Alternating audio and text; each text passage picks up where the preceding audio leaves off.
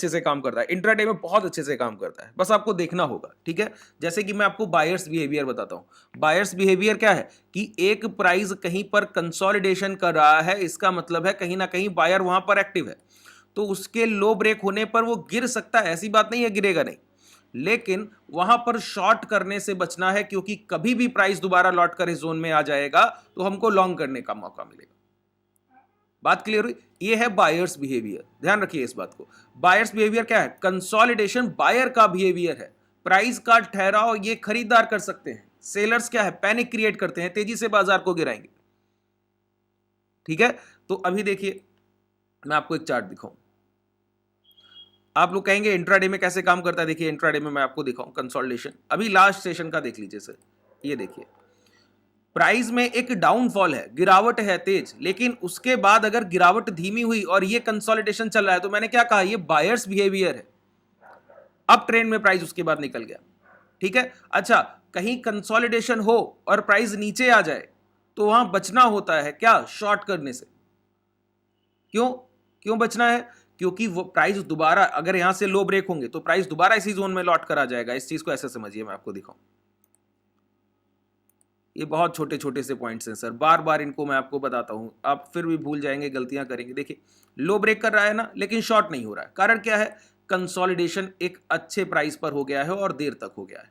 अच्छा, एक बात को अब समझिएगा, टाइम विद प्राइस का जो कॉन्सेप्ट है वो यहीं से निकल कर आता है। देखिए ये कैंडल है मॉर्निंग का 10:15 का, और ये कैंडल जब ये एंड हो रहा है तो 2:50 के आसपास, 3 बजे के आसपास का कैंडल है, तो 10 से 3 बजे तक कंसोलिडेशन हुआ इंट्राडे में, ठीक है। ध्यान से सुनिएगा जो कॉन्सेप्ट आपको बता रहा हूं, 10 से 3 बजे तक कंसोलिडेशन हुआ। कितने घंटे हुआ बताइए? 5 घंटे का कंसोलिडेशन हुआ। ये 5 घंटे के कंसोलिडेशन का इंपैक्ट ये है कि प्राइस 44,577 से हाई क्या लगा गया?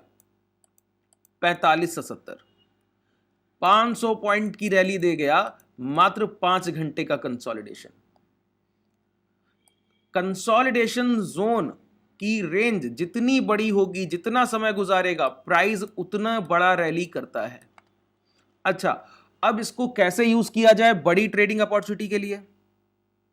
तो मैं बोलूंगा, ये देखिए एक मैं आपको चार्ट दिखाऊं यहां पर, ये आइए,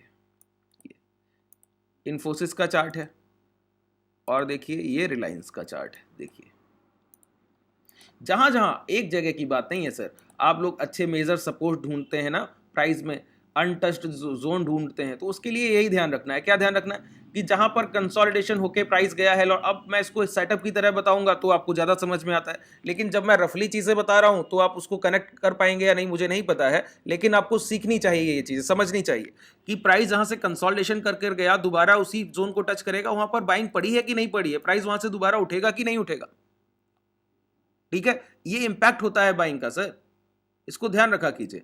अब आइए बड़े टाइम फ्रेम पर मैं आपको लार्जर पिक्चर दिखाता हूं। मैंने क्या बताया कॉन्सेप्ट? बस एक लाइन का कॉन्सेप्ट है आपका, क्या? कि टाइम फ्रेम जितना बड़ा होगा, जितने समय तक एक कंसोलिडेशन पीरियड चला है, उसका इंपैक्ट भी उतना ही बड़ा होगा। बताया ना? देखिए ये जो चार्ट है ये रिलायंस का चार्ट है, ठीक है। अगर आप यहां पर गौर करें तो ये पूरा जो जोन बन रहा अभी तक, यहां तक कितना समय गुजारा है इस चार्ट ने इस जोन में? बताइए।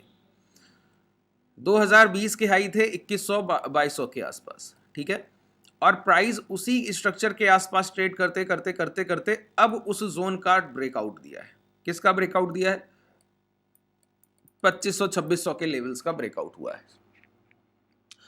जिस प्राइस ने 3 साल या 4 साल का कंसोलिडेशन देख लिया हो, अभी आपने सिर्फ 5 घंटे के कंसोलिडेशन में 500 पॉइंट की रैली देखी थी। इसका एग्जांपल दूंगा अभी, पूरा आसानी से समझिए। और जिस प्राइस ने एक 4-5 साल का कंसोलिडेशन देख ले, कोई प्राइस 6-8-10 साल का कंसोलिडेशन देख ले, तो उसके परिणाम क्या होंगे बताइए? इसीलिए मैं बोलता हूं रिलायंस अब दोबारा से 4000 के हाई लगाने के लिए तैयार है। 4000 4000 के हाई लगेंगे। आप लोग खरीदारी नहीं कर पाएंगे तो बाद में रिग्रेट